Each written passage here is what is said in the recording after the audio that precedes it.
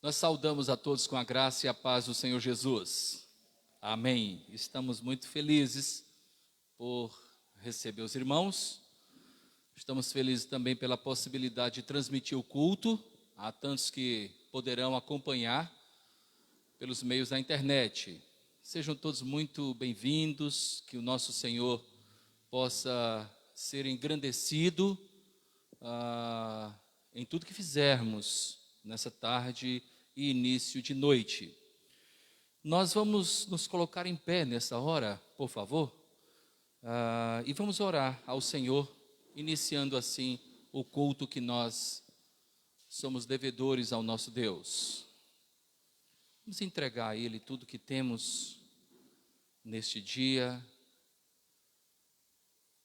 na expectativa de receber do Senhor aquilo que Ele tem também para nos falar neste dia. Soberano Deus, nosso Pai, honra, glória e louvor sejam dados a Ti. Obrigado pelo privilégio que temos de estarmos aqui, ó Deus, na Tua casa, reunidos em Teu nome. Obrigado, Senhor Deus, pela possibilidade que temos de examinar a Tua palavra, Senhor, e encontrar nela aquilo que nos é necessário como alimento espiritual para as nossas almas. Nosso Deus, sê conosco. Sê também com aqueles que hão de acompanhar o culto pela internet, que também possam te prestar culto espiritual. Nosso Deus, abençoa as nossas vidas, aperfeiçoa-nos a cada dia, releva as nossas falhas. É assim que oramos no nome de Cristo. Amém. O grupo de louvor vai nos conduzir à adoração cantada. Saudamos a todos com a graça e a paz do Senhor Jesus Cristo. Amém. É com muito prazer que nós convidamos a todos a entoar cânticos de louvor juntamente conosco. Nessa noite vamos começar cantando Grande é o Senhor.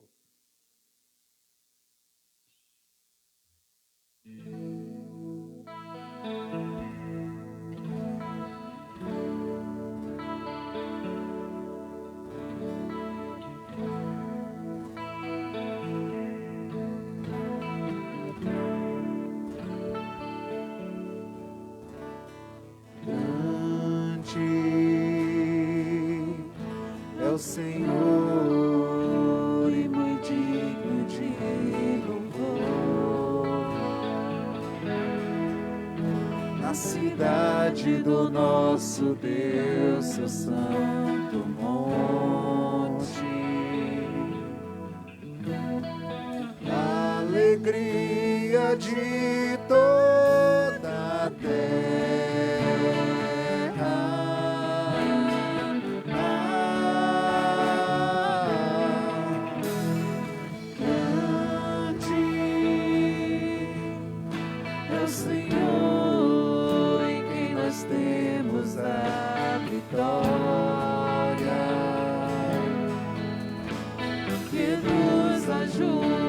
Contra o inimigo,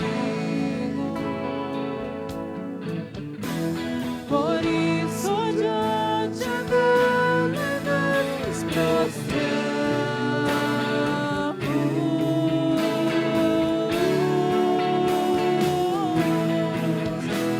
queremos o teu nome engrandecer.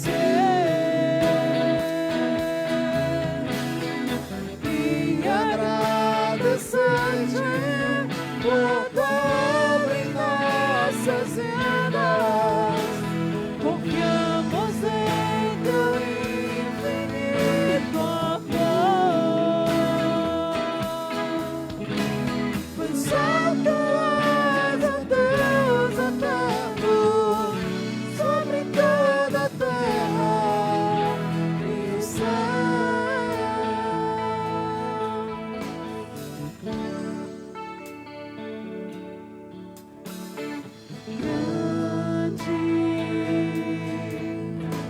Senhor, e muito digno de louvor, na cidade do nosso Deus, seu santo monte,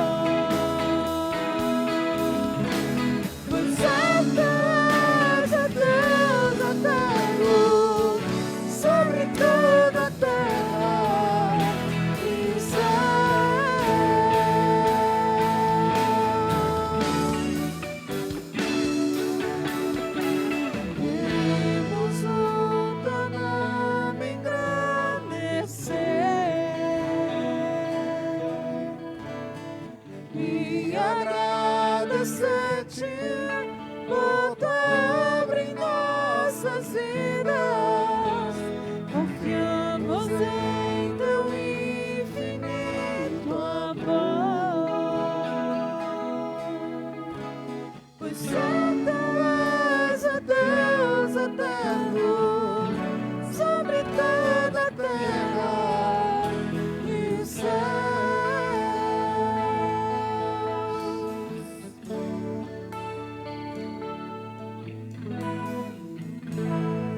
Glória a Deus. Vamos cantar Tu és Santo.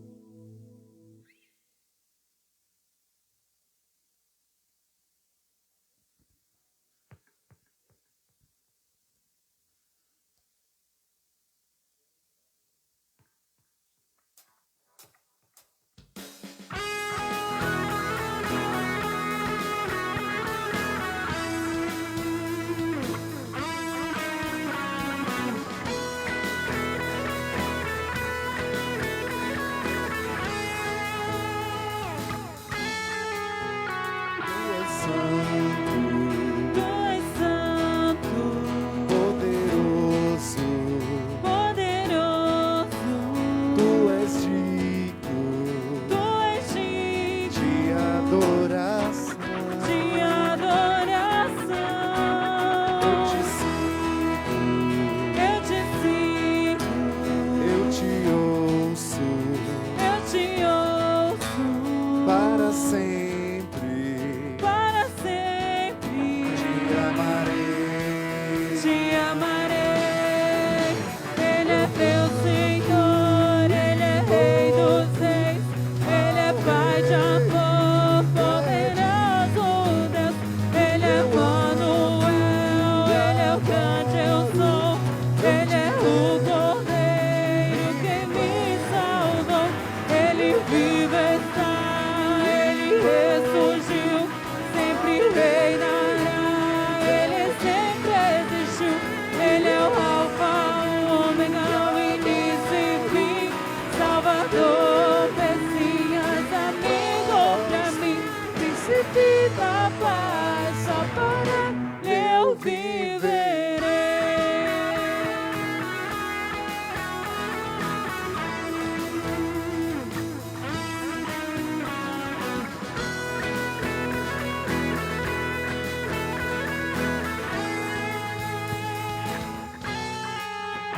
Tu és santo, Tu és santo, poderoso, poderoso, Tu és digno tu és digno de adoração. de adoração. Eu te sigo, Eu te sigo, eu te ouço eu te ouço para sempre. para sempre. Te amarei. Te amarei.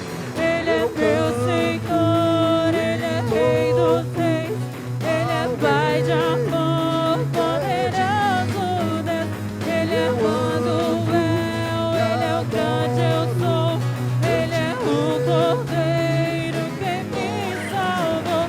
Ele vive está, Ele ressurgiu, sempre reinará, Ele sempre existiu. Ele é o Alfa, o Ômega, o início e fim, Salvador, Messias, amigo pra mim, Príncipe da paz, só por Ele eu viverei. Ele é meu Senhor, Ele é Rei dos Reis, Ele é Pai de amor, poderoso Deus. Ele é Manuel, Ele é o grande eu sou, Ele é o Cordeiro que me salvou. Ele vive está, Ele ressurgiu, sempre reinará, Ele sempre existiu. Ele é o Alfa, o Ômega, o início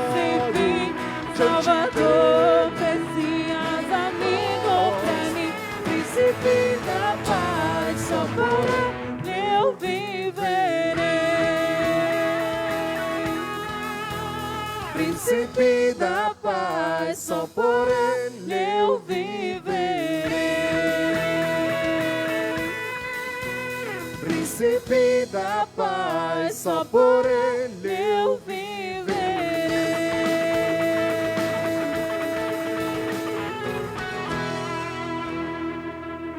Glória a Deus. Vamos cantar Deus, somente Deus.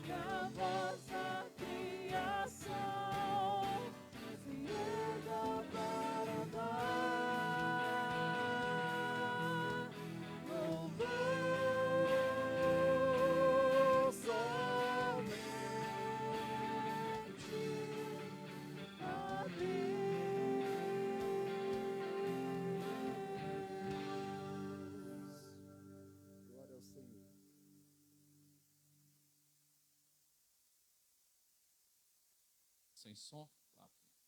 Obrigado.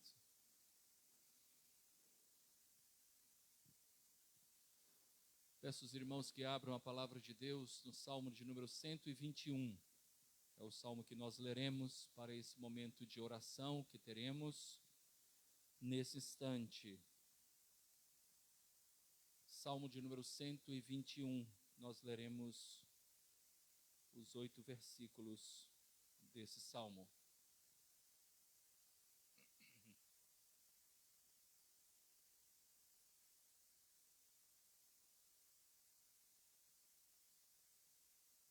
Salmo de número 121. Eleva os olhos para os montes. De onde me virá o socorro? O meu socorro vem do Senhor que fez os céus e a terra. Ele não permitirá que os teus pés vacilem. Não dormitará aquele que te guarda. É certo que não dormita nem dorme o guarda de Israel. O Senhor é quem te guarda. O Senhor é a tua sombra, à tua direita. De dia não te molestará o sol, nem de noite a lua. O Senhor te guardará de todo o mal. Ele guardará a tua alma. O Senhor guardará a tua saída e a tua entrada, desde agora e para sempre. Amém. Meus irmãos, nós estamos diante de um salmo que traz consigo uma mensagem de esperança. Esperança de que nós não estamos sós. A esperança de que nós temos o Senhor conosco em todo e qualquer momento da vida. Já falei aqui em nossa igreja dessa coletânea de salmos, composta por 15 salmos, do 120 até o 134, nós temos o Cântico de Romagem. É uma coletânea chamada Cântico de Romagem, ou Cântico de Degraus. Eram cânticos entoados pelo povo de Deus nas suas peregrinações. E quando nós consideramos essa realidade diante da letra desse salmo, diante do conteúdo desse salmo, nós ficamos impressionados com aquilo que representa Deus para o seu povo. Nesse salmo nós encontramos a narrativa de um homem que vivia a necessidade de um socorro verdadeiro. E na narrativa nós encontramos como se aquele homem estivesse buscando socorro em montes criados, em coisas que foram criadas. Até o contexto é interessante, porque nas muitas lutas, quando o exército estava em desvantagem contra outro, via de regra, um exército aliado àquele que estava em desvantagem. Via de regra, ele então vinha pelos montes para auxiliar aquele que estava vivendo a desvantagem na batalha. Então essa era uma linguagem muito conhecida pelo povo daquela época. Elevo os meus olhos para os montes porque estou em desvantagem. De onde me virá o socorro? De qual monte poderá vir o socorro para a minha condição de desvantagem que vivencio? Mas logo o salmista fala a respeito do verdadeiro socorro, que nós podemos contar em toda e qualquer circunstância da vida. O meu socorro vem do Senhor, que fez os céus e a terra. Não dos montes, mas daquele que criou os montes, daquele que é todo poderoso, daquele cujo tempo é o tempo exato da ação, daquele cuja maneira de agir é a maneira perfeita, nem mais, nem menos. Muitas vezes no ímpeto das situações que nós vivemos, nós julgamos que justiça é quando acontece aquilo que o nosso coração, tantas vezes inclinado para tendências violentas, aquilo que o nosso coração deseja. Não. Deus tem a maneira correta de agir, nem mais, nem menos. É o jeito exato de interferir. O meu socorro vem do Senhor. Ele fez os céus, Ele fez a terra. Ele não permitirá que os pés vacilem. Ele não dorme, porque Ele é um guarda fiel. É certo que não dorme, não dormita, não cochila, porque Ele é guarda fiel de Israel. É Ele, este Deus, que nos guarda. É este Deus que nos guarda. Ele é a sombra, uma sombra à direita. E é tão bom sabermos que Deus sempre está conosco. Que colocação interessante, né? Simples, porém não simplista. Simples de compreender e profunda no significado. A sombra. Eu tenho aqui uma sombra, não tenho, Silas? Olha a sombra aqui. Se eu venho para cá, ela está comigo. Se eu vou para o outro lado, também ela está comigo. Assim é Deus. Ele é a nossa sombra.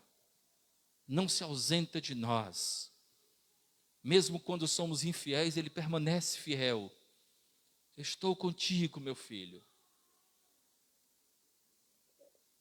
De dia não te molestará o sol, nem a lua de noite. E essa ideia é a ideia de que Deus está conosco diuturnamente. De dia e de noite, não há um momento que nós possamos viver sem Deus. Uma vez, um jovem perguntou para mim: pastor, como é que uma pessoa consegue viver sem Deus, né? Após uma das pregações. E eu disse para aquele jovem: ele não consegue. Essa pessoa não consegue, ela não sabe. Ela não tem conhecimento. Mas o que a sustenta, o que sustenta essa pessoa, o que sustenta cada ser humano é Deus. Porque as suas misericórdias são a causa de nós não sermos consumidos. Ele é Deus.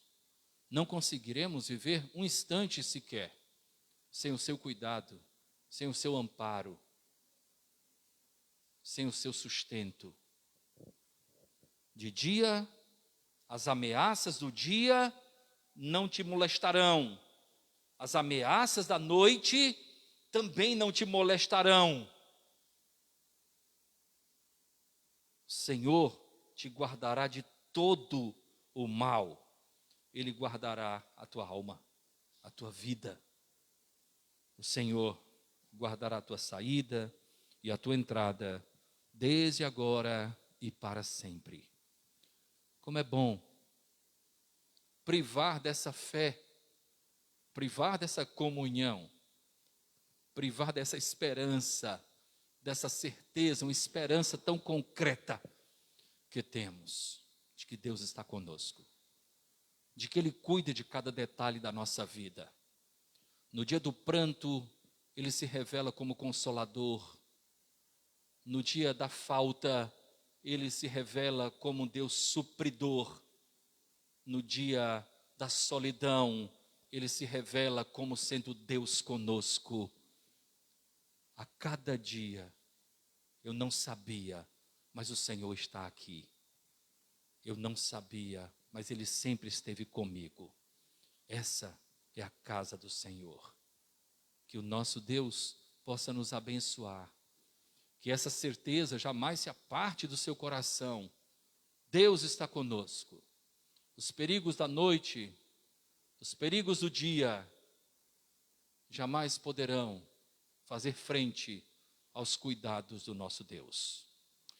O grupo de louvor vai nos conduzir a mais um cântico, aos pés da cruz. Se você chegou até esse ambiente de culto trazendo consigo problemas que vão além das suas forças, e você deseja ser alvo da nossa oração, enquanto estivermos cantando, você poderá se colocar em pé, poderá se ajoelhar caso queira. Também estendemos essa possibilidade àqueles que estão acompanhando pela internet. Você pode se colocar diante de Deus. Eu não tenho a solução para os problemas dos irmãos, mas eu sei quem tem. E eu estarei falando com ele daqui a pouquinho. Se você deseja que eu fale com ele a respeito da situação que você vive, enquanto estivermos cantando este hino, você poderá se colocar em pé. Necessariamente eu não preciso saber o motivo pelo qual você estará se colocando em pé. Mas eu gostaria de olhar para você como alguém que confia no Senhor, como alguém que quer lançar o fardo sobre o Senhor, sabendo que Ele cuida de nós.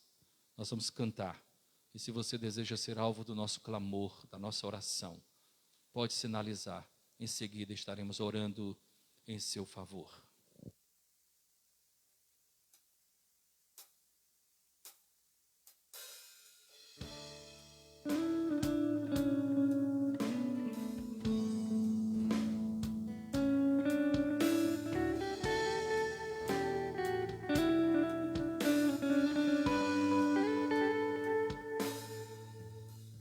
Meu Jesus maravilhoso, inspiração a prosseguir. E mesmo quando tudo não vai bem, eu continuo olhando para ti, pois sei que tu tens o melhor pra mim. Um segredo no teu coração, ó, dá-me forças pra continuar, guardando a promessa em oração. Firme, ó Deus, está meu coração, firme nas promessas do Senhor. Eu continuo olhando para ti, e assim eu sei que posso prosseguir. E mesmo quando eu chorar, as minhas lágrimas serão para regar a minha fé e consolar meu coração. Pois o que choras fez na cruz, amando em nome de Jesus, alcançará de ti, Senhor, misericórdia, graça e luz.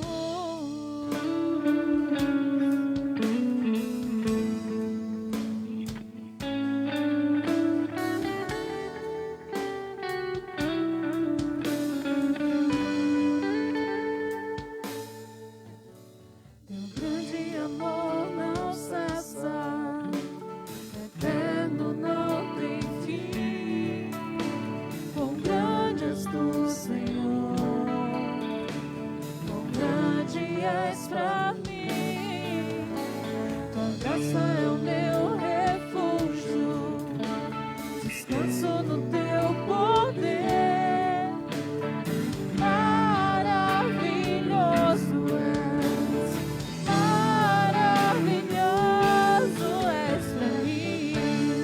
Firme, ó Deus, está meu coração, firme nas promessas do Senhor. Eu continuo olhando para ti, e assim eu sei que posso prosseguir. E mesmo quando eu chorar, as minhas lágrimas serão para regar a minha fé e consolar meu coração. Pois o que choras fez a cruz, amando em nome de Jesus, alcançará de ti, Senhor, misericórdia, graça e luz.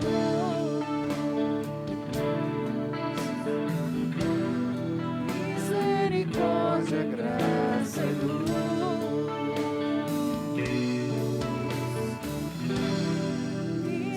Misericórdia, graça e luz. Soberano Deus, nosso Pai, honra, glória e louvor sejam dados a Ti.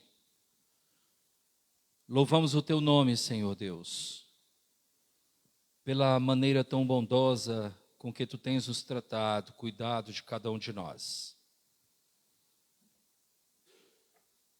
Nesse instante, Senhor, quando falamos contigo, há tantos que sinalizam, ó Deus, que necessitam do teu amparo, do teu cuidado, da tua proteção. Visita cada coração, Senhor. Remove, ó Deus, os medos, as angústias, os sentimentos, enfim, que são contrários à tua vontade, Senhor. E abençoa o teu povo, Pai. Fortalece-nos com a tua destra forte, Senhor. Ajuda-nos, Pai amado, e nos sentiremos ajudados. Nosso Senhor, obrigado pelo cuidado que tiveste com tantos que enfrentaram enfermidades nesses últimos dias, Pai.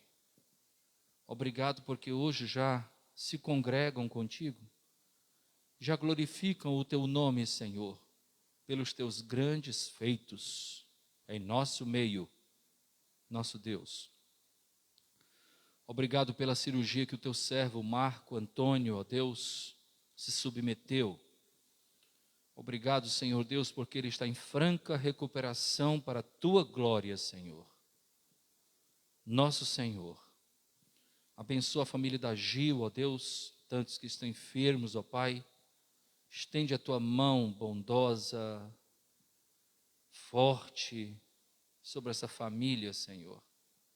Você também com a Regina, ó Deus, sua amiga, que vive, ó Deus, privações tão significativas, Pai. Cuida da Regina e do seu filho, Pai. Nosso Deus, se com cada família aqui da nossa igreja, Senhor.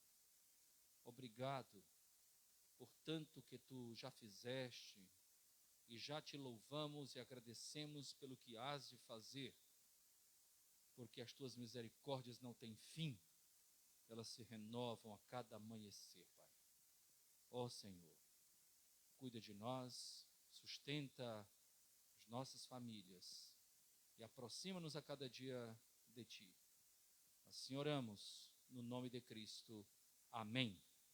Queiram assentar-se, meus irmãos queridos.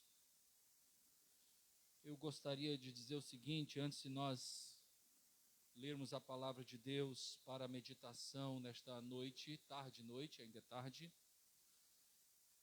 Eu gostaria de dizer da alegria que temos em receber a dona Vilane e o seu Valdeci. Saudade das grandes. Deus os abençoe. Que bom que podem estar conosco. Mais de um ano, não é? Desde o início desse momento difícil, esse casal querido tem acompanhado as atividades da igreja pela internet. E hoje, graças a Deus, estão conosco. Sejam muito bem-vindos. Estamos contentes com a presença também do Antônio, da Regilene. Tiveram também momentos difíceis na família. Que bom que hoje estão conosco também. Deus abençoe. Estou feliz com a presença do Vinícius também, amigo muito querido, da boa cidade de Petrolina. Você nasceu em Petrolina, Vinícius? Ah, muito bem. Em Petrolina, quem não conhece, é tudo de bom, viu? Muito bom. Deus abençoe, filho de um casal muito querido nosso. Estamos contentes pela presença de cada um. É muito bom nos congregarmos, não é? Como é bom. Eu tenho escutado testemunhos assim, pastor. A gente acompanha pela internet, pastor. A gente acompanha, a gente é alimentado com a palavra, mas privar da comunhão é fundamental. Por isso que nós, vez por outra, lembramos a igreja do que sustenta desde o início a igreja, né? A igreja tinha uma ação querigmática, né? Que é a do anúncio da palavra. Tinha uma ação da diaconia, que era do serviço, mas tinha também a ação da koinonia, que é a comunhão. Essas três palavras representaram pilares para a igreja cristã, a igreja de Atos dos Apóstolos, né? De apóstolos. Eles perseveravam, né? Perseveravam na doutrina dos apóstolos, perseveravam na comunhão e também no partir do pão, servindo, tendo comunhão e anunciando o evangelho da graça. Que o nosso Deus nos preserve dessa forma. e que em breve tempo nós possamos voltar às nossas atividades, a escola bíblica dominical, os grupos nas casas, né? Quem sabe com outros até surgindo para a glória de Deus, os ensaios do grupo de louvor, os estudos com a juventude, e o nosso Deus assim será glorificado, e nós estaremos dizendo de fato, até aqui nos ajudou o Senhor. Ele é a nossa rocha, Ele é a nossa esperança, Ele é a nossa salvação. Que jamais possamos perder a esperança de vivermos firmes, constantes, abundantes na obra do Senhor. Meus irmãos queridos, nós estaremos na terça-feira próxima, às 20 horas, dando continuidade ao estudo na primeira carta de João, primeira epístola de João, e é uma epístola que traz consigo mensagens tão profundas para a igreja, não é?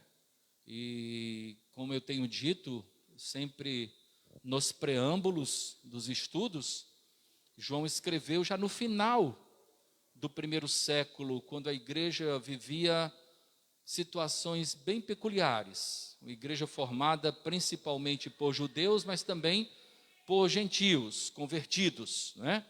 Alguns prosélitos, que eram gentios, se converteram ao judaísmo e posteriormente se converteram ao cristianismo. E eu falo isso porque havia na época, tá? Isso tem tudo a ver com o que vamos pregar hoje, tá? Havia na época uma confusão cultural em relação ao Evangelho da Graça. Por quê? Alguns que eram judeus ligados ao judaísmo, que abraçavam o judaísmo, mesmo considerando Jesus como Filho de Deus, queriam ainda que aqueles que se convertessem ao cristianismo passassem a adotar costumes judaicos, né? Os judaizantes eram assim. Há também um grupo de gentios que não tinha, um grupo que não tinha qualquer conhecimento da vida monoteísta. Porque nós sabemos, e até a meninada que estuda aí história, né? O povo de Israel era o único povo monoteísta. As outras nações tinham muitos deuses. Então aqueles gentios que não tinham qualquer conhecimento a respeito do Deus de Israel, quando se convertiam diretamente ao cristianismo, ficavam um tanto confusos. Então a igreja cristã da época era formada por esses grupos, né? Judeus, prosélitos, gentios, todos convertidos ao cristianismo. Era um grupo então que sofria muitas ameaças. E o Senhor Jesus Cristo estava deixando aquele grupo, e como um bom pastor, ele tinha tanto cuidado com o seu povo, com aqueles que Deus o deu para salvar. E por isso ele escreveu a oração sacerdotal, João capítulo 17, e é o texto que peço que os irmãos abram nesta tarde e noite.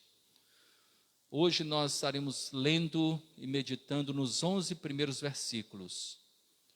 Até já fizemos em outra ocasião, mas hoje estaremos em busca de mais conhecimento dessa oração que o Senhor Jesus Cristo fez em nosso favor, em favor dos seus discípulos. João capítulo 17, versículos de 1 a 11. Com a permissão de Deus, no próximo domingo nós estaremos estudando de 12 até o final do capítulo, até o versículo 26. João 17, de 1 a 11, nós temos o início da oração sacerdotal.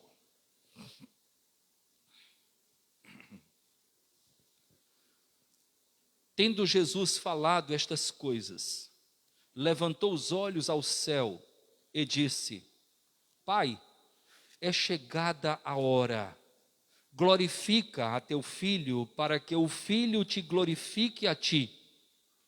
Assim como lhe conferiste autoridade sobre toda a carne, a fim de que ele conceda a vida eterna a todos os que lhe deste. E a vida eterna é esta: que te conheçam a ti, o único Deus verdadeiro, e a Jesus Cristo, a quem enviaste. Eu te glorifiquei na terra, consumando a obra que me confiaste para fazer. E agora, glorifica-me, ó Pai, contigo mesmo, com a glória que eu tive junto de ti antes que houvesse mundo. Manifestei o teu nome aos homens que me deste do mundo. Eram teus. Tu nos deste, e eles têm guardado a tua palavra. Agora, eles reconhecem que todas as coisas que me tens dado provêm de ti, porque eu lhes tenho transmitido as palavras que me deste, e eles as receberam, e verdadeiramente conheceram que saí de ti, e creram que tu me enviaste. É por eles que rogo. Não rogo pelo mundo, mas por aqueles que me deste, porque são teus. Ora, todas as minhas coisas são tuas, e as tuas coisas são minhas, e neles eu sou glorificado. Já não estou no mundo, mas eles continuam no mundo, ao passo que eu vou para junto de ti, Pai Santo.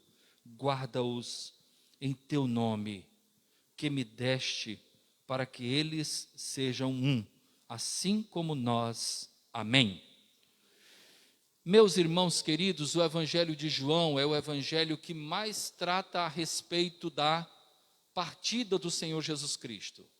Nós observamos desde o final do capítulo 13, já o Evangelho de João narrando a ida do Senhor Jesus Cristo, a sua morte, a sua partida, e ele começa desde já, quando ele fala aos discípulos: para onde eu vou, vocês não poderão ir. E Pedro então diz: eu estou pronto até para morrer por ti. E o Senhor Jesus diz a Pedro: olha, tu não estás não, antes que o galo cante, tu me negarás 3 vezes. Final do capítulo 13. Depois entra no capítulo 14, o Senhor Jesus Cristo tentando consolar o coração daqueles que eram seus discípulos e iriam ficar no mundo. E ele diz: não se turbe o vosso coração, assim como vocês creem em Deus, creiam também em mim. Porque na casa do meu pai há muitas moradas, se assim não fora, eu vou-lo teria dito, pois vou preparar-vos lugar, para que onde eu estou estejais vós também. Então Jesus começa trabalhando o coração dos seus discípulos, que certamente ficariam abalados com a sua partida, com a sua crucificação, com a sua assunção até a presença do nosso Deus. Até o capítulo 16, nós encontramos Jesus debatendo com os discípulos, explicando aos discípulos a realidade da sua ida para a eternidade, para o céu, de volta à presença do seu Deus. Agora no capítulo 17, nós encontramos uma mudança no quadro. O Senhor Jesus Cristo agora para de falar com os discípulos e passa a falar com Deus sobre os seus discípulos. Passa a pedir a Deus por nós. E nós vamos encontrar na segunda parte dessa oração, que com a permissão de Deus estaremos estudando, meditando, pregando no próximo domingo, Jesus Cristo dizendo claramente: eu peço não somente por eles, mas também pelos outros que virão. E nós estamos incluídos nessa oração. Ele orou por nós. O conteúdo da oração sacerdotal me chama muito a atenção, porque no conteúdo da oração sacerdotal, nós encontramos a expectativa que Deus tem em relação à nossa própria vida. O que é que Cristo esperava de nós ao se ausentar aqui da terra? Qual a expectativa que o Senhor Jesus Cristo tinha a meu respeito, ao seu respeito, ao se ausentar daqui. E essa expectativa, ele coloca diante de Deus, em um pedido de ajuda, por saber que nós, sozinhos, jamais poderíamos cumprir aquilo que correspondia ao desejo de Jesus Cristo. Nós então encontramos algumas coisas bem profundas, e eu quero que você permaneça com a sua Bíblia aberta, e nós vamos crescer juntos ao relermos, fazemos uma releitura desse texto. Versículo 1, capítulo 17 de João. Tendo Jesus falado essas coisas aos seus discípulos, né? Palavras de despedida. Ele então levantou os olhos para os céus e disse: Pai, é chegada a hora. Glorifica a teu filho, para que o filho te glorifique a ti. Ora, o Senhor Jesus Cristo sabia que a sua morte representaria a glória, a glorificação do corpo, a glorificação do propósito de Deus. A coroa da vontade de Deus estaria justamente no cumprimento da sua obra. Por isso que o apóstolo Paulo, quando ele diz assim: quando eu fui até vocês, eu não fui com vã sabedoria, eu fui e falei somente a respeito de Cristo e este crucificado. A cruz, portanto, representa algo de grande importância para o conhecimento da boa nova. O caminho para a glorificação certamente precisa passar pela morte e pela ressurreição. Nesse evangelho, especialmente, nós encontramos a cruz como algo associado à glória. Aqui, versículo 1, pela cruz, o Pai e o Filho são glorificados. É a morte. Quando Nicodemos foi até Jesus e disse, né? Foi tirar dúvidas com Jesus. Jesus então diz: tu és mestre, e você não sabe o que é nascer de novo? É necessário morrer para nascer? A morte então principia o terceiro estágio da nossa salvação, porque assim como Cristo, nós também temos 3 momentos. Nós temos o momento da justificação, nós temos o momento da santificação e temos o momento da glorificação. O Senhor Jesus Cristo, você pode dizer assim: pastor, mas como o Senhor Jesus Cristo pode ter os 3 momentos? Eu fui justificado pela graça, sangue vertido no Calvário. E Jesus foi justificado por quê? Pelas suas próprias obras. Porque ele não pecou, ele tinha justiça própria, ele sim. E quando viveu aqui, ele viveu em total santidade e foi glorificado com a sua morte.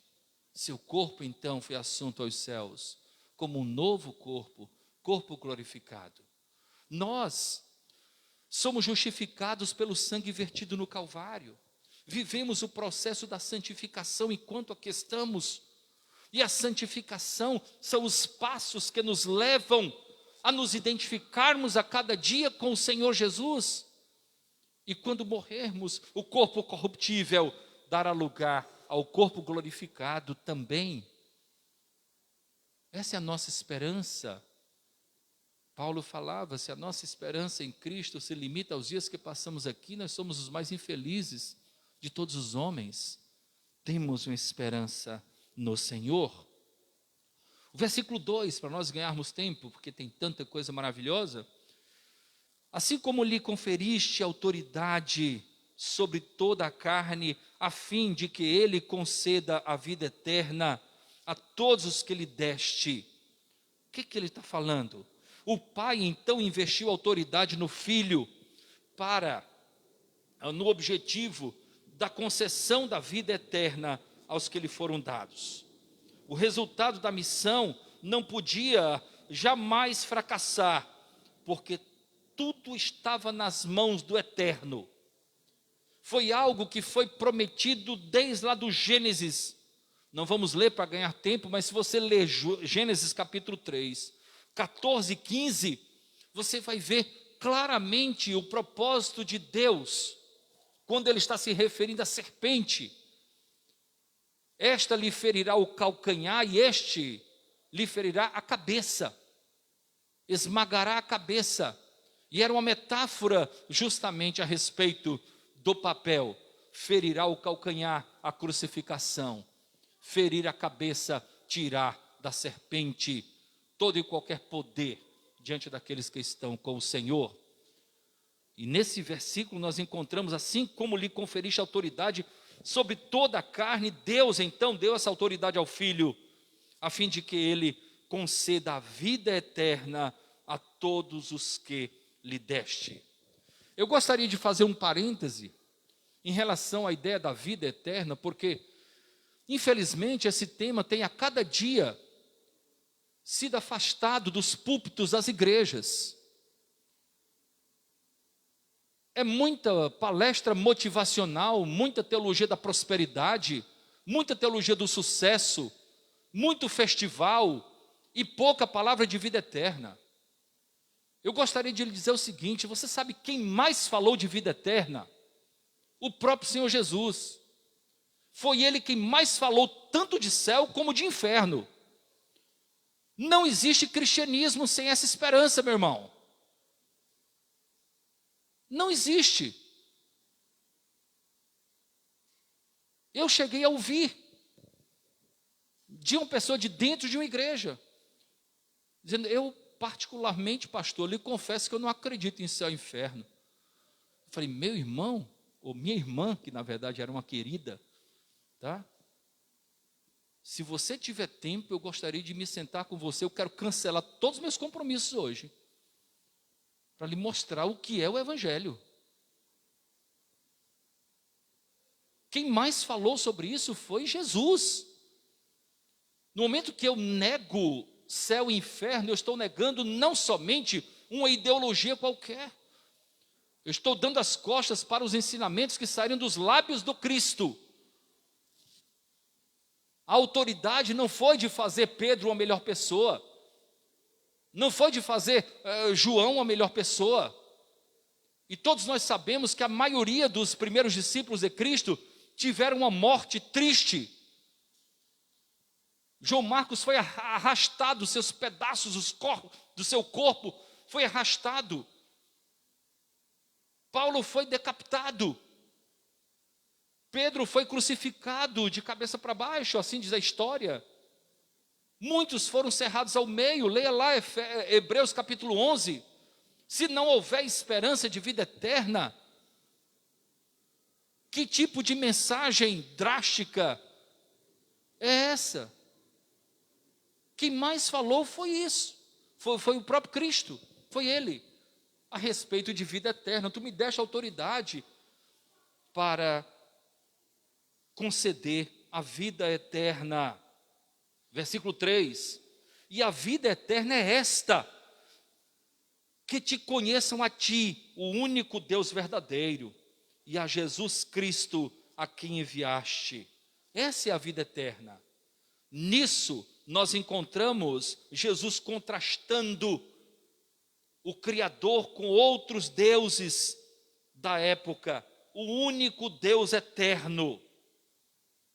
E nesse versículo também nós temos uma particularidade: é o único versículo em que Jesus menciona a expressão Jesus Cristo. Uma vez que Deus e Cristo se tornam conhecidos, a vida eterna torna-se uma realidade para nós.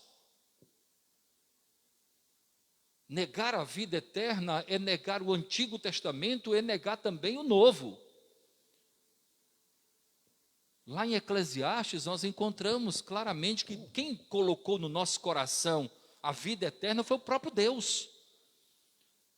Não é invencionice. Vida eterna. Ele colocou a eternidade no nosso coração. Versículo 4, queridos, vamos observar para darmos uma caminhada. Versículo 4 diz assim: ainda com a Bíblia aberta, irmãos. Eu te glorifiquei na terra, consumando a obra que me confiaste para fazer. Como é que Jesus glorificou a Cristo? Jesus glorificou a Deus, consumando a obra que ele confiou. E aí volta para a nossa própria realidade. Qual é a melhor maneira que eu tenho para glorificar a Deus? Realizando aquilo que ele tem por expectativa que eu realize. Eu posso glorificar a Deus sendo o marido que Deus espera que eu seja.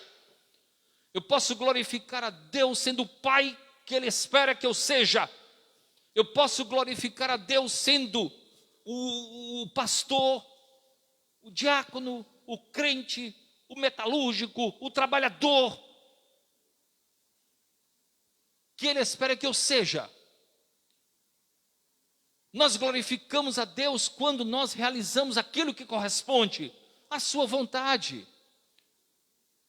Jesus não especificou milagres, Jesus não especificou coisas pontualmente que Ele realizou.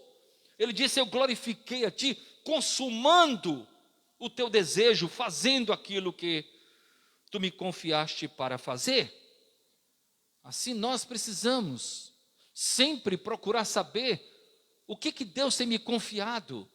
Ele me confiou uma família, que eu possa ser o melhor membro da família possível. Ele me confiou uma igreja, Ele me confiou uma sociedade, Ele me confiou vizinhos, Ele me confiou um trabalho, Ele me confiou tantas coisas. E eu posso glorificar a Deus realizando aquilo que Ele espera que eu realize nos mais diversos contextos em que eu estou inserido, em que eu estou vivendo. Assim eu glorifico a Deus. Glorificar a Deus é muito mais que erguer as mãos para o céu, cantando, emocionado, chorando, com olhos fechados. Glorificar a Deus é muito mais que ser um ativista religioso. Glorificar a Deus é muito mais que abrir a boca ou colocar adesivo no carro. Glorificar a Deus é consumar a obra que Ele nos tem confiado. Ele me confiou filhos, Ele me confiou cônjuge, Ele me confiou vizinhos, Ele me confiou tantos que eu conheço. Eu preciso ver ali uma possibilidade que eu tenho de glorificar o nome do Senhor. É assim. Jesus sabia que estava em um caminho sem volta. Eu glorifiquei a Ti consumando. Ele já considerava que tinha sido morto. É um caminho sem volta. Glorifiquei a Ti. Ele já incluía a glória que viria pela cruz. E nós, irmãos, que o nosso coração esteja também cheio de desejos de consumarmos aquilo que o Senhor tem nos confiado.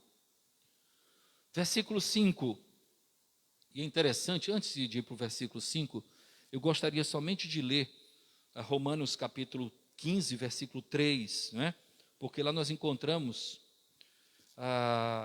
uma colocação do apóstolo Paulo, bem interessante. Diz assim: e o Deus da esperança vos enche de toda alegria, todo gozo e paz no vosso crer, para que sejais ricos de esperança no poder do Espírito. Nosso coração precisa estar cheio de esperança, esperança de uma vida também glorificada, mesmo que o caminho seja um caminho difícil, como foi o caminho do nosso Senhor Jesus, que teve que passar pelo caminho da cruz. Versículo 5, queridos, o texto diz assim, versículo 5, e agora glorifica-me, ó Pai, contigo mesmo, com a glória que eu tive junto a Ti, antes que houvesse mundo. Aí nós encontramos em Cristo alguém pré-existente, assim como o próprio Deus. Lembram dos discípulos de João Batista? Quando eles falaram para João Batista acerca de Jesus. João Batista era primo de Jesus e era mais velho cronologicamente do que Jesus. Mas João Batista disse assim: esse que está vindo Antes de mim, ele já era. Antes de mim, ele já era. Jesus, então, é pré-existente. Jesus, então, estava na criação. Primeiro capítulo de João, nós encontramos que todas as coisas foram feitas por intermédio dele. E sem ele, nada do que foi feito teria sido feito. E ele fala a respeito disso, de uma maneira tão clara. Agora glorifica-me, ó Pai, contigo mesmo, com a glória que eu tive junto a ti, antes que houvesse mundo. Nós encontramos, então, Jesus apontando para a sua pré-existência. Jesus retornaria para o Pai, para o lugar que representava a sua própria origem. A sua própria origem. Versículos 6 e 7. Lerei os dois porque fazem parte de um contexto único. Manifestei o teu nome aos homens que me deste do mundo. Eram teus. Tu nos confiaste. E eles têm guardado a tua palavra. Agora, eles reconhecem que todas as coisas que me tens dado provêm de ti. Manifestei o teu nome. O que é o nome, queridos? Nome é a natureza. Nome é a representatividade. Nome é o que a pessoa representa. Os salvos já pertenciam ao Pai antes de Jesus os escolherem. Ou seja, a salvação, assim como encontramos em vários textos, em Romanos, em Efésios, a salvação é uma dádiva de Deus que já estava no coração de Deus antes de qualquer coisa. Eles eram teus. Os salvos, então, já pertenciam ao Pai. Isso é muito perfeito, né? A obediência, na verdade, iria caracterizar os escolhidos. Eles têm guardado a tua palavra. Ele fala nesses versículos 6 e 7. Todas as coisas partem de ti, não são propriamente minhas, mas tuas. E aqui nós encontramos a revelação do servo obediente, que foi obediente até a morte, morte de cruz. Eu não vim aqui criar uma nova religião, eu vim aqui fazer a tua vontade, assim dizia o Senhor Jesus. Esses versículos são fundamentais. Eu manifestei o teu nome aos homens, eu falei daquilo que tu és, e tu me deste, que tu me deste do mundo, eram teus, tu nos confiaste, e eles têm guardado a tua palavra, e isso é tão importante. Você quer ver uma evidência de alguém que de fato é um salvo? É aquele que tem guardado a palavra, é aquele que tem preservado a palavra no coração, não é? Porque a palavra, eu acredito que falei no último domingo aqui, a palavra é subsídio para não pecarmos. Escondi a tua palavra no meu coração para não pecar contra ti. Quando estamos na palavra, a palavra representa algo fundamental no que diz respeito ao testemunho. O Salmo 1 diz: bem-aventurado o homem que não anda segundo o conselho dos ímpios, não se detém no caminho dos pecadores, não se assenta na roda dos escarnecedores, não é? Então, não, não e não. E o sim? E sim, ele tem prazer na tua lei, na lei do Senhor, e medita dia e noite. O conteúdo do Salmo 1 não poderia ficar limitado aos nãos, tinha que ter os sims. E sim, ele tem prazer na lei do Senhor, medita nela dia e de noite. Sim, ele é plantado junto a correntes de águas. Sim, ele produz o fruto na estação adequada. Sim, tudo quanto ele fizer será bem sucedido. Sim. Nós encontramos então o guardar a palavra do Senhor como sendo o principal testemunho que um homem pode dar acerca da nova vida que tem com o Senhor Jesus, não é? Agora, eles reconhecem que todas as coisas que me tens dado provêm de ti. Vejam como isso é fundamental, fundamental. Quando Nicodemos procurou Jesus, ele foi nessa foi essa a curiosidade dele. Eu sei que tu és mestre, porque ninguém poderia, tu és mestre da parte de Deus, porque ninguém poderia fazer o que tu fazes se não fosse da parte de Deus. Mais uma vez, Jesus veio fazer a vontade de Deus. A nossa salvação partiu do coração de Deus. Deus amou o mundo de tal maneira que deu seu Filho unigênito, para que todo aquele que nele crê não pereça, mas tenha vida eterna. Só lembrando, Jesus foi feito propiciação, e propiciação é oferta pelo pecado. A salvação pertence ao Senhor. Ele nos deu a salvação. Ele então entregou seu Filho por propiciação, fez uma oferta pelos nossos pecados. A oferta foi o seu Filho, que verteu seu sangue precioso no Calvário. Versículo 8, queridos. Porque eu lhes tenho transmitido as palavras que me deste, e eles as receberam, e verdadeiramente conheceram que saí de ti, e creram que tu me enviaste.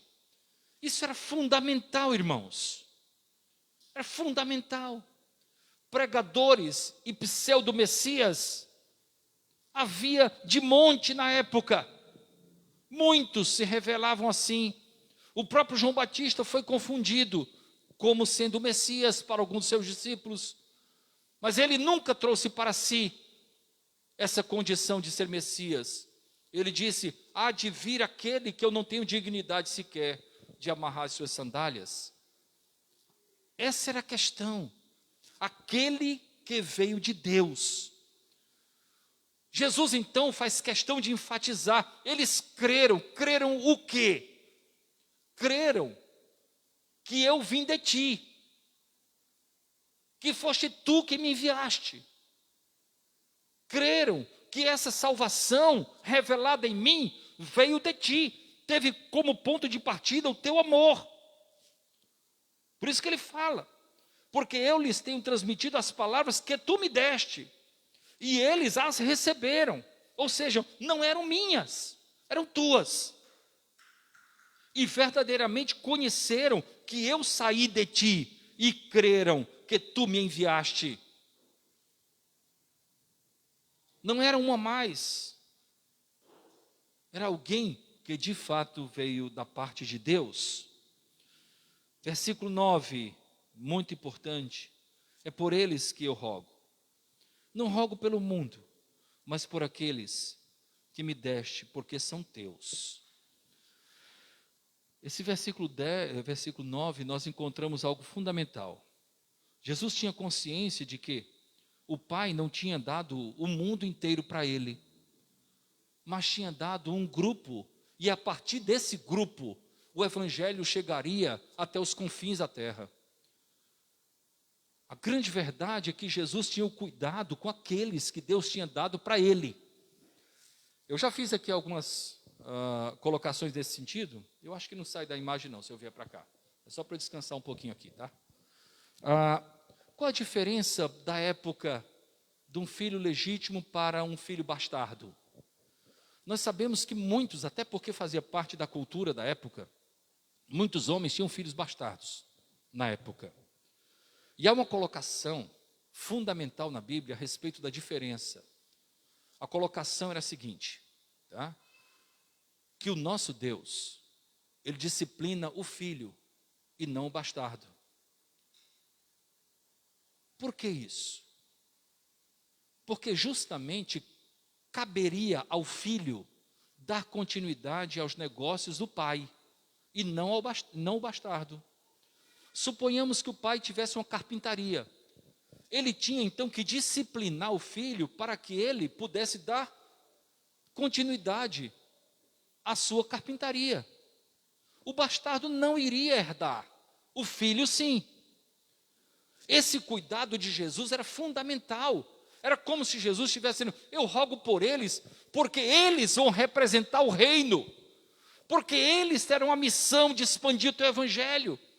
Eu rogo por eles, não pelo mundo, mesmo que posteriormente, por meio deles, o mundo seja também abençoado. Mas fundamentalmente, tá, eu oro por eles, para que eles sejam fortalecidos. Eles têm o papel de dar continuidade ao reino. E como isso é fundamental para nós, que representamos o reino de Deus, o estabelecimento do reino de Deus. Deus espera então que eu seja um bom representante do seu reino, onde eu estiver, no que eu fizer, no meu compromisso com a família, com a igreja, com a sociedade. Ele espera algo mais. Jesus estava pedindo para que o Senhor me abençoasse, porque de alguma forma eu estaria dando continuidade ao seu reino. Eu me lembro que em um congresso que eu participei há alguns anos, poucos, mas participei, o pastor Hernandes Dias Lopes estava pregando, e em um determinado momento ele disse que ele foi questionado a respeito da igreja. Uma pessoa disse assim: pastor Hernandes, como é que está a igreja evangélica? E o pastor Hernandes disse assim: ela vai muito bem. Depois parou e disse assim: ela vai muito mal. Aí a pessoa: mas como assim? Aí ele passou a dizer: aqueles que de fato representam o reino de Deus, eles vão muito bem. Mas aqueles que mesmo estando inseridos no contexto evangélico, mas não representam o reino de Deus, esses vão muito mal. Quando Jesus Cristo diz assim: eu rogo por eles, Jesus sabia que a expansão do evangelho da graça dependia da firmeza daquele povo que estava com ele naquele momento. Não era uma questão de dizer assim: Jesus foi insensível com os ímpios. Não. Jesus sabia que aquele povo comprometido poderia levar o evangelho a muitos, como aconteceu. Posteriormente, o apóstolo Paulo rompeu e veio até o ocidente, levando a palavra de Deus. Outros atravessaram e foram até a Espanha. Outros cruzaram os mares e vieram até a nossa América, trazendo o evangelho. Então, eram pessoas pelas quais Cristo orou, pedindo que Deus os abençoasse. Se você voltar um pouquinho, quem foi que lhe evangelizou? E quem foi que evangelizou aquele que lhe evangelizou? Quem foi que evangelizou aquele que evangelizou aquele que lhe evangelizou? Houve todo um trabalho de pessoas que perseveraram na fé cristã, até que o evangelho chegasse até você. Essa semana eu falava com a irmã Nesila a respeito do meu tio-avô, pastor José Quaresma, desbravador do evangelho lá na cidade de Caruaru, Campina Grande, Caruaru. Alguém o evangelizou. Ele evangelizou a tantos. Ele evangelizou meu pai, minha mãe, que me evangelizaram. Hoje eu tenho a possibilidade de evangelizar alguns de vocês, que certamente vão evangelizar outros. Eu rogo por eles, porque são teus. É por eles que eu rogo, não pelo mundo, mas por aqueles que tu me deste, porque são teus. Cabe a missão evangelizadora a eles, que eles sejam bênção nas tuas mãos. Chegando à parte final, versículo 10. Ora, todas as minhas coisas são tuas, e as tuas coisas são minhas, e neles sou glorificado. Nisso Jesus está dizendo: esses discípulos, esses homens, esses crentes que tu me deste, eles não pertencem a mim, eles pertencem a ti. Assim como também não pertencem mais somente a ti, mas pertencem a mim também, porque tu me deste para salvar. Nós somos de Deus e somos de Cristo. Nós somos de Cristo e somos de Deus. É por meio de Cristo que nos chegamos a Deus. Não há distinção. Todas as minhas coisas são tuas, e as tuas coisas também são minhas. Finalmente, versículo 11. Assim como nós somos um, guarda-os em teu nome, Guarda-os da natureza.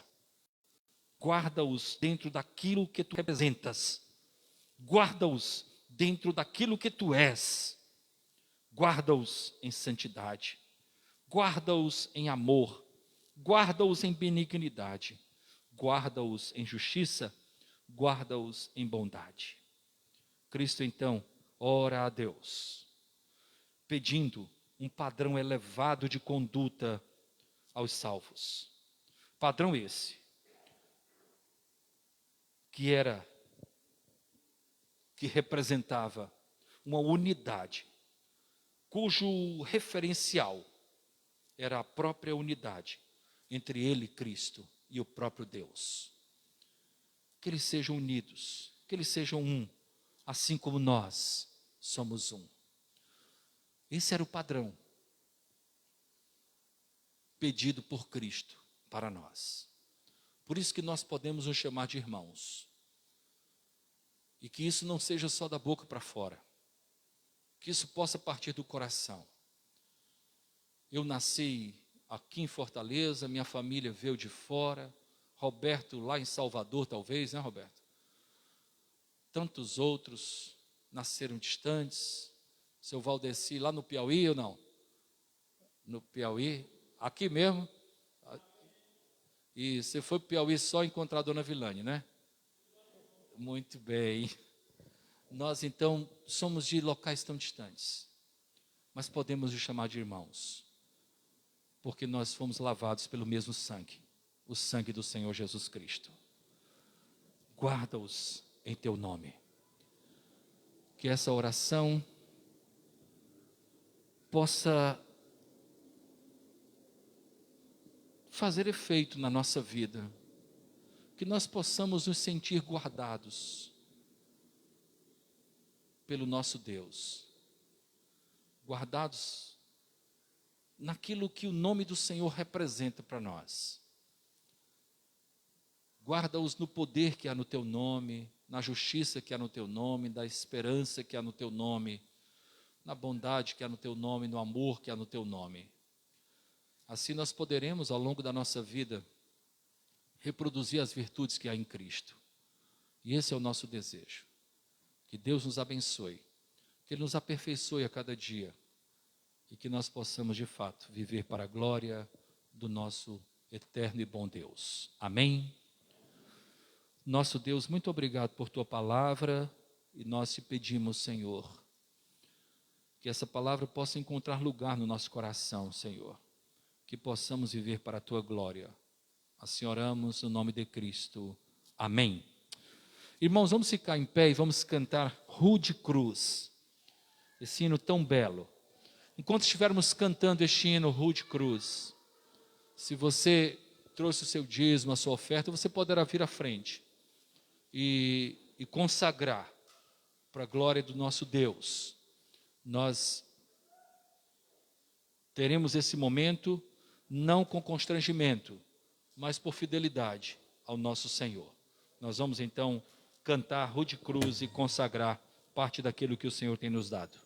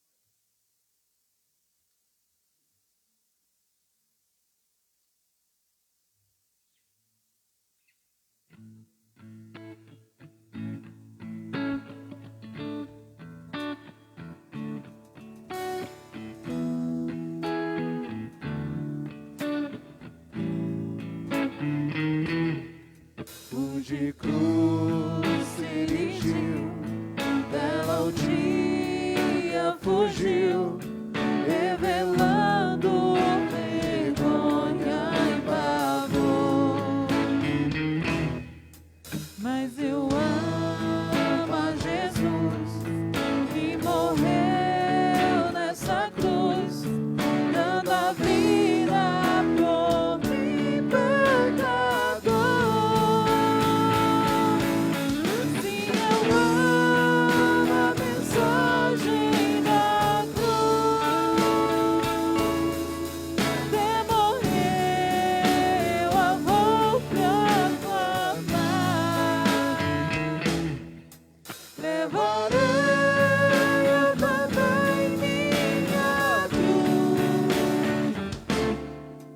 temporada, coroa trocar,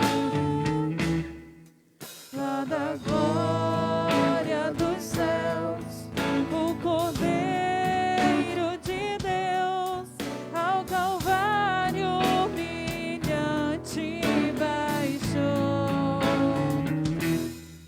E essa cruz tem pra mim atrativo sem fim, porque nela Ele me resgatou. Sim, eu amo a mensagem da cruz. Demorei, eu a vou proclamar. Levarei eu também minha cruz, temporada, coroa trocar. Eu aqui com Jesus, a vergonha da cruz, quero sempre levar e sofrer. Ele vem me buscar e com Ele no ar, sua glória pra sempre voltar. Sim, eu amo a mensagem da cruz. Demorei, eu a vou proclamar.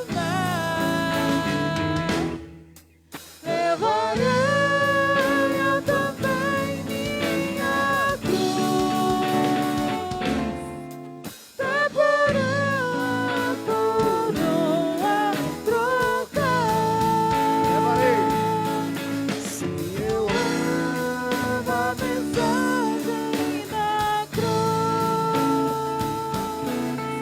Demorei, eu a vou proclamar. Levarei eu também minha cruz, temporada, coroa trocar. Levarei eu também minha cruz, temporada, coroa trocar.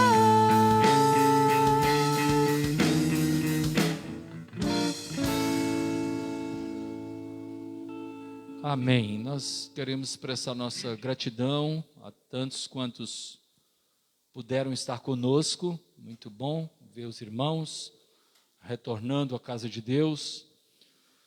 Devemos continuar orando por nossa cidade, estado, nosso país, pelas autoridades, pela humanidade, para que Deus tenha misericórdia de nós. Nós desejamos a todos uma semana de paz, uma semana na presença do Senhor. E também esse desejo é extensivo a tantos que estão acompanhando pela internet, que possamos ter uma semana de comunhão com Deus. E que tudo que fizermos possa ser colocado diante do altar de Deus. Caso você tenha que tomar alguma decisão durante a semana, não a tome antes de saber qual é a vontade de Deus dentro dessa realidade. A vontade de Deus é o que importa. Aquilo que eu penso tem pouca importância. Mais importante é o que o Senhor pensa a respeito de todas as coisas. Recebamos a bênção apostólica e sintam-se abraçados, queridos. Que a graça do nosso Senhor e Salvador, o Senhor Jesus Cristo, que o amor de Deus, o nosso eterno e bom Pai, que a comunhão e a consolação do Espírito Santo possam estar conosco, hoje e eternamente. Amém. Queiram assentar-se, com oração silenciosa estamos despedidos.